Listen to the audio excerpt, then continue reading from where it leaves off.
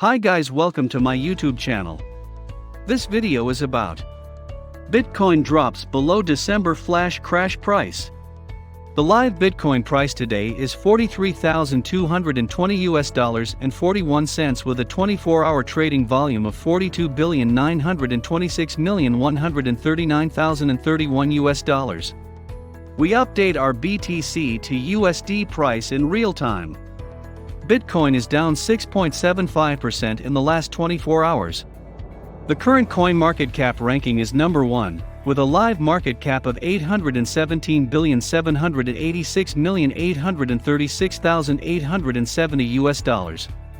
It has a circulating supply of 18,921,312 BTC coins and a max supply of 21 million BTC coins. El Salvador is preparing to introduce 20 bills to provide a legal framework for its upcoming Bitcoin bonds. The funds raised will be used to build infrastructure for Bitcoin City and buy more Bitcoin, the Salvadoran government explained. The president of El Salvador, Nayib Bukele, announced in November his plan to issue Bitcoin bonds worth $1 billion with a coupon rate of 6.5% in order to finance the construction of Bitcoin City. The city will be powered by a volcano, and there will not be any taxes in there except for value-added tax, VAT, Bukele further said. El Salvador passed a Bitcoin law, making BTC legal tender alongside the US dollar in September last year. Since then, the country has purchased 1,391 Bitcoins. Bitcoin price slipped below $44,000 shortly after notes from the Federal Reserve's December FOMC session reconfirmed plans to get the balance sheet under control.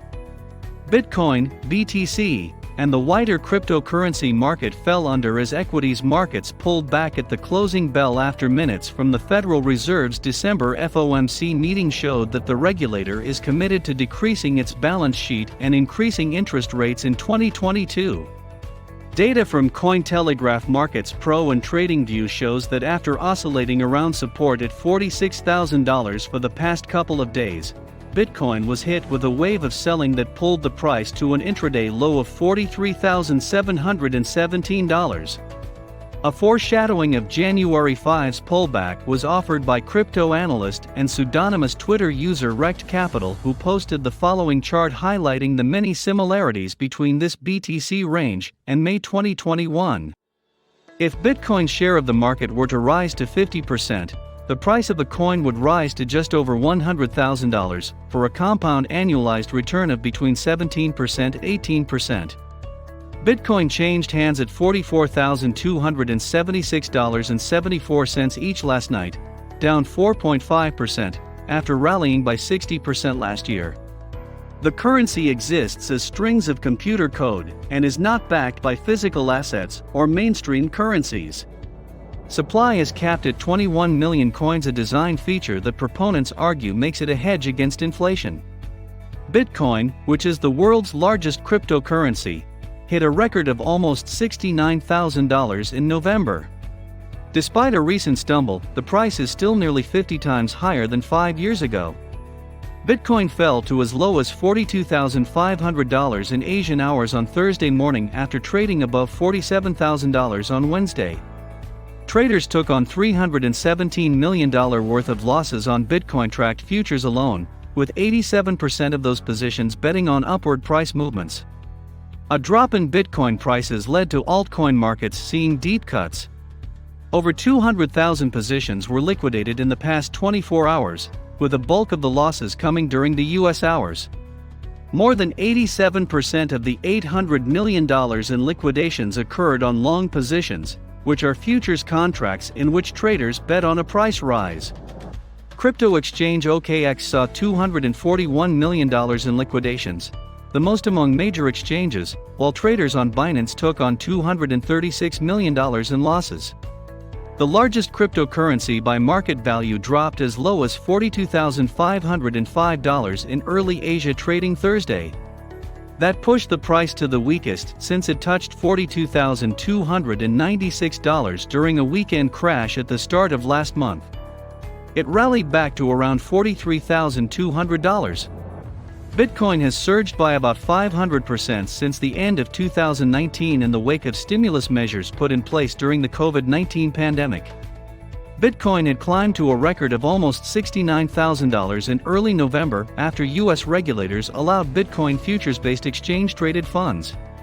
Crypto analysts were also watching to see whether the protests in Kazakhstan, which were initially sparked by rising fuel prices, would affect the Bitcoin network. The Central Asian nation was the world's second-largest center for Bitcoin mining, Britain's Cambridge Centre for Alternative Finance said last year. With a 39.7% share of the global cryptocurrency market dominance, Bitcoin is now selling for $43,080, a decrease of 7.1% in the past 24 hours and 8.38% in the previous week, according to CoinMarketCap statistics.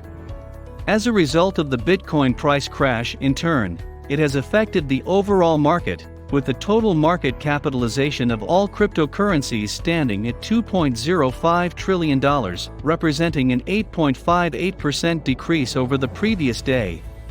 Over the past 24 hours, volume is $158.2 billion, representing an 82.61% increase from the previous day. DeFi is presently $23.72 billion, reflecting 14.99% of the total 24-hour volume in the cryptocurrency market, whereas the volume of all stable currencies is now $131.95 billion, 83.41%. Bitcoin slumped to the lowest level since its December flash crash, as growing expectations of rising borrowing rates weighs on some of the best-performing assets over the past few years. The largest cryptocurrency by market value dropped to as low as $42,505 in early Asia trading Thursday. Bitcoin has surged by about 500% since the end of 2019 in the wake of stimulus measures put in place during the COVID-19 pandemic. Other cryptocurrencies tumbled as well. Ether, the number 2 by market value, took out its own flash crash bottom to reach prices not seen since October 13, and Binance Coin dropped to October levels as WEL.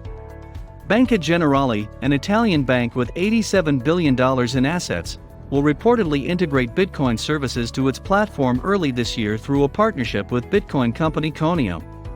Once completed, the integration of the Conio platform within the Banca Generali private mobile banking app will give the customer direct access to Bitcoin trading using the same environment that is already used in relation to other banking operations, WeWealth reported. All with the additional advantage of directly debiting or crediting your current account for the purchase and sale of Bitcoins without having to rely on payment cards or having to transmit data to third parties. That's all for today's video. If you like the video, please subscribe to my channel. Thanks for watching.